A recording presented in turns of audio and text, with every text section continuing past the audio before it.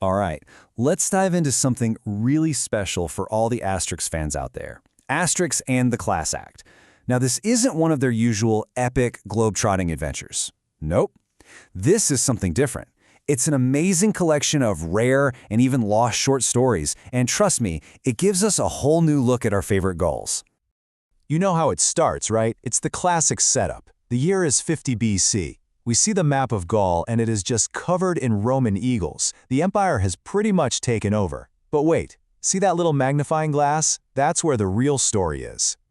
Because in that one tiny corner of the world, this, right here, this is just another Tuesday. It's one small village, fueled by a secret magic potion and a spirit that just will not break, and they refuse to bend the knee to Caesar.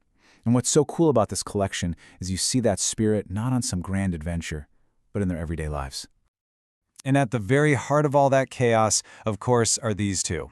You've got Asterix, the brains of the operation. He's small, he's clever, and thanks to the potion, he's unbelievably strong.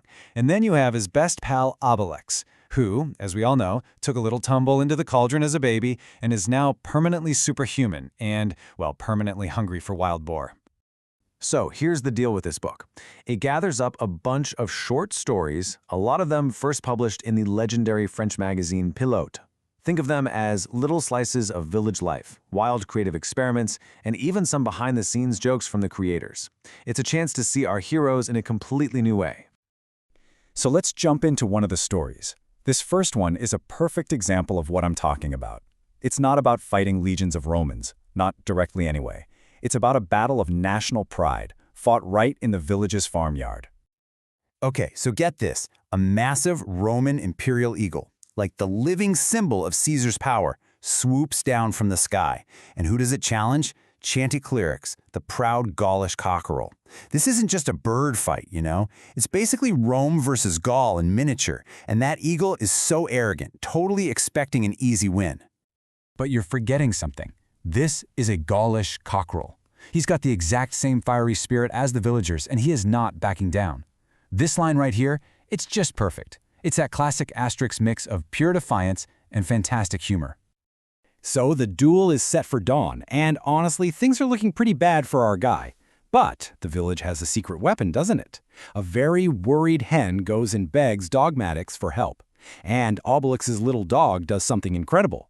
He actually sneaks into the druid's hut and gets a gourd full of Getafix's magic potion for the cockerel to drink.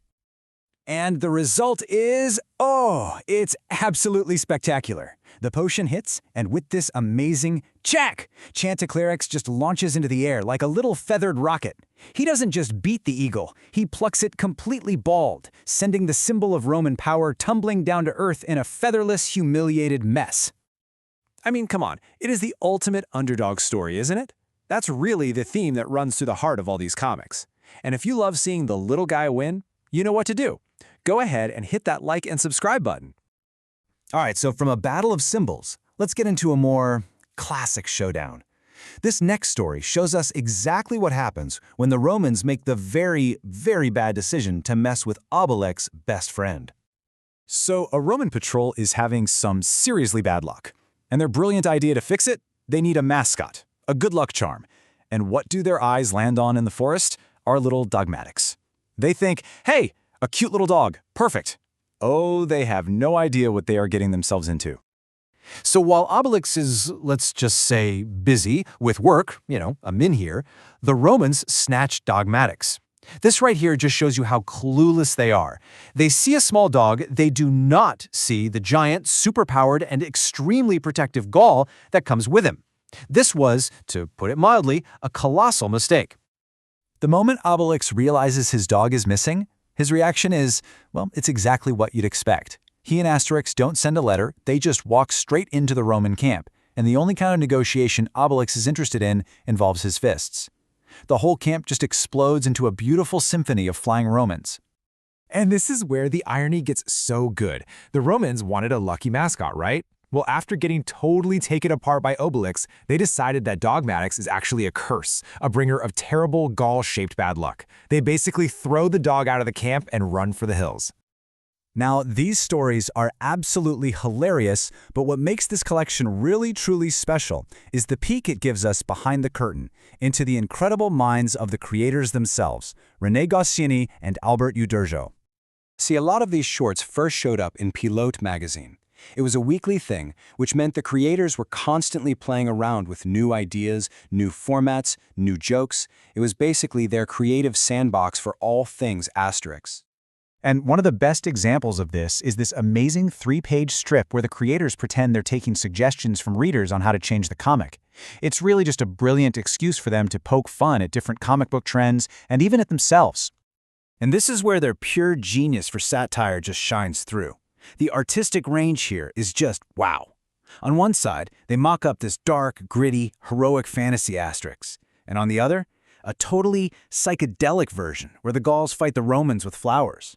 This wasn't just them messing around. This was Goscinny and Uderzo using their own creation to comment on the entire comics world around them. And the way they cap it all off is just perfect. After showing all these ridiculous so-called reader suggestions, they draw themselves into the comic, with Asterix and Obelix just looking at them, and they deliver this punchline. It's a fantastic fourth-wall-shattering moment. They can call themselves crazy if they want, but we all know they were just brilliant. And if you agree that this kind of creative genius is worth celebrating, let us know by liking and subscribing for even more deep dives like this. So, let's pull all these threads together. Why does a collection of short, sometimes kind of silly stories like this actually matter so much to the whole Asterix legacy? Because it shows us everything. We literally get the origin story of how Asterix and Obelix were created. We see these sharp little commentaries on modern fashion trends, but done Gaulish style. We even explore what holidays might have been like. But more than anything, it just shows the incredible, mind-boggling range of Goscinny and Uderzo's talents, and the rich, vibrant world they built, piece by piece. This collection really is a monument to that talent. So if you enjoyed this trip into the world of the Gauls, make sure you like this explainer and subscribe so you can see what we cook up next. And we'll leave you with this final thought. In the world of Asterix, what's really more powerful? The druid's magic potion or the indomitable imagination of the two guys who created it all?